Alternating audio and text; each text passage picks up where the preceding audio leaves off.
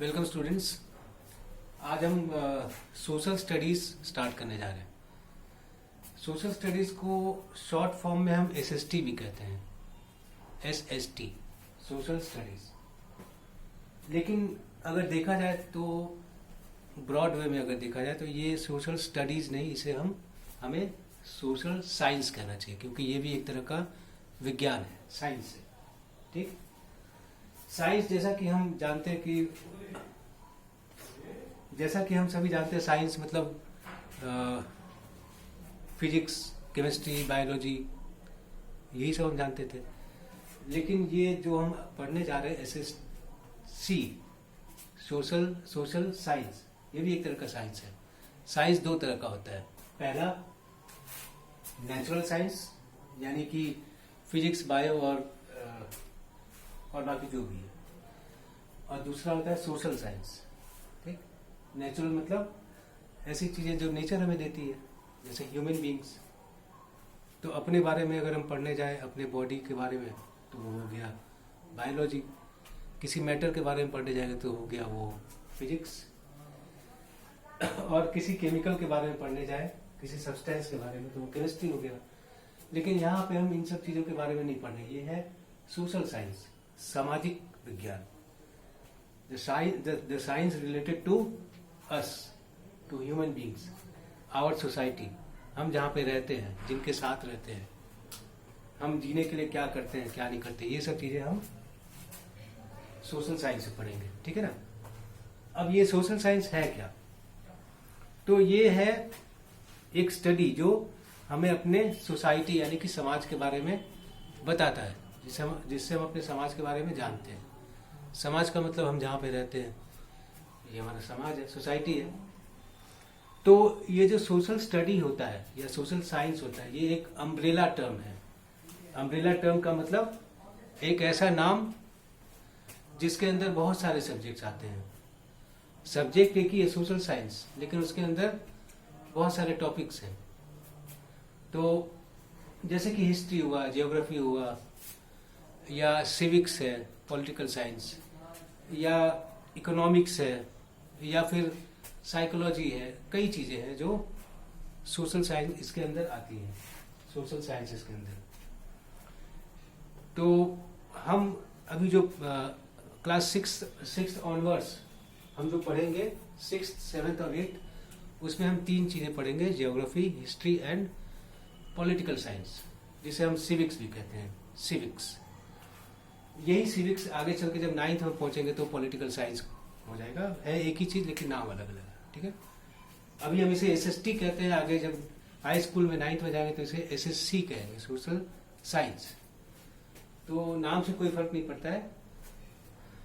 तो इसका ये क्या है? तो ये एक अम्ब्रेला टर्म है, जो कि जिसके अंदर बहुत सारे सब्जेक्ट्स इंक्लूडेड होते हैं। तो this umbrella term refers to non natural science.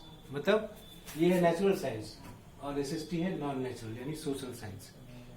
ठीक है, जो नेचुरल नहीं है वो सोशल है। तो ये सोशल साइंस जो है, ये इसे हम ह्यूमन लैंग्वेज कहते हैं। ह्यूमन लैंग्वेज मतलब एक ऐसा लैंग्वेज जो हम सबको आसानी से इजीली समझ में आता है, जिसे पढ़ने के लिए हमें स्टार्टिंग से ABCD या क ख ग पढ़ने की जरूरत नहीं है।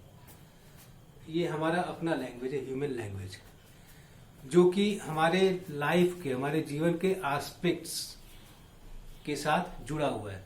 हम अभी क्या है, क्यों है, अभी हम जो है वो क्यों है, हमसे पहले जो लोग थे वो ऐसा क्यों थे, उन्होंने ऐसा क्या किया कि आज हम इस जगह पे हैं। ठीक है, हमारे आसपास क्या है, हमारे अर्थ के ऊपर क्या क्या चीजें हैं, हम एक आरामदायक पीसफुल लाइफ जीने के लिए हमें कौन कौन से रूल्स को फॉलो करना चाहिए। ये रूल्स, ये गाइडलाइंस कौन बनाता है, क्यों बनाता है, हमें क्यों ये चीज फॉलो करना चाहिए। ठीक, ये सब चीजें हमें सोशल साइंस में पढ़ने को मिलेंगी। We as human beings live for our society, our country and our earth। हम अपने धरती के लिए, हम यहाँ पे जब हमारा जन्म हुआ है तो हमें 3 चीजों का ध्यान रखना होता है। हमें 3 चीजों के लिए जीना होता है। पहला हो गया अपना कंट्री, अपना देश, हम जिस देश में हैं। दूसरा है उस देश में हम जिनके साथ रहते हैं, यानी हमारी सोसाइटी, समाज। जैसा कि हम जानते हैं कि man is a social animal, हम एक सामाजिक जानवर हैं। हम भी जानवर ही हैं, लेकिन हम एक सामाजिक जानवर हैं। हम अकेले जंगलों में इस तरह से नहीं रह सकते। हमें एक समाज चाहिए, सोसाइटी चाहिए, ठीक, जहाँ पे हम जैसे लोग रहें। तो हमें अपने समाज के लिए सोचना होता है, अपने देश के लिए सोचना होता है, और सबसे बड़ी चीज है हमारा अर्थ, मदर नेचर, अर्थ, उसके लिए सोचना होता है, ठीक है। और इन्हीं चीजों के बारे में हम पढ़ेंगे एसएसटी में, ठीक है ना। So it tells about the earth and it's living beings. Social science से हम अपने अर्थ के बारे में जानते हैं, और उस अर्थ के ऊपर जो लोग जो रहते हैं, जो जीवित प्राणी हैं, लिविंग बीइंग्स, चाहे वो हम हो या फिर एनिमल्स हो या बर्ड्स हो या कुछ भी हो, ऐसी हर चीज जिसके अंदर लाइफ है, हर उस चीज के बारे में हम पढ़ते हैं। इसके अलावा ऐसी चीजें भी हैं जो नेचुरल है लेकिन उनमें लाइफ नहीं है, हम इनके बारे में पढ़ते हैं, जैसे mountains, rivers and all those things. So we study about everything that is provided by the nature to us. Nature ने हमें जो जो चीजें दी है, हम हर उस चीज के बारे में पढ़ेंगे सोशल साइंसेज में। आफ्टर रीडिंग दिस, अब हमें ये देखना है कि इसका इंपॉर्टेंस क्या है, हम क्यों पढ़ते हैं ये, और इसको पढ़ने के बाद हम क्या क्या चीजें जान पाएंगे, ठीक है। So after reading this you should be able to define social sciences and explain why it is important.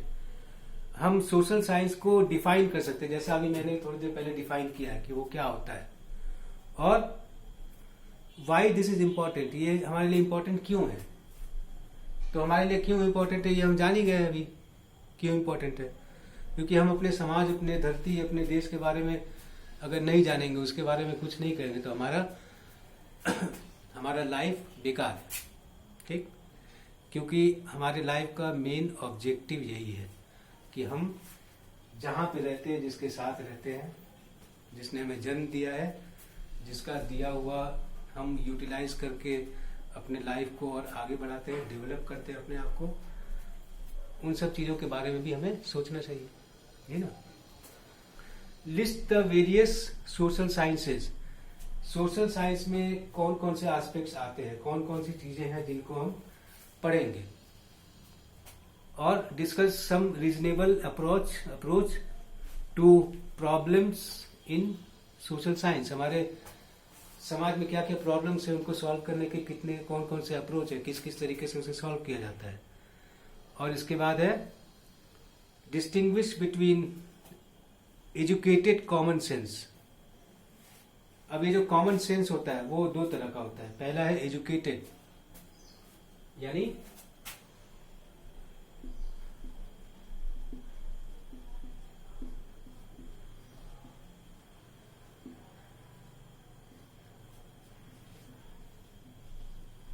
और दूसरा होता है जनरल।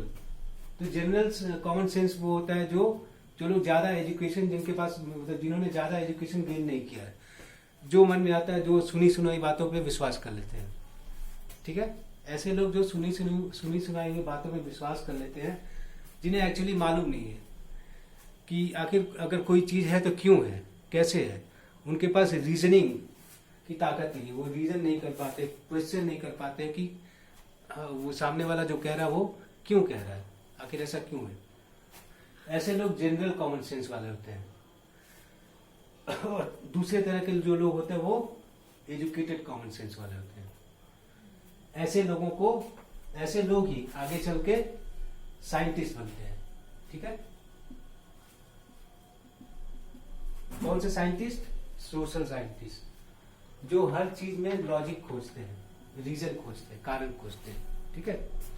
तो ये इंट्रोडक्शन था, पहला क्लास। इसके बाद will study this in details. हर एक सब्जेक्ट के बारे में अलग अलग करके हम पढ़ेंगे।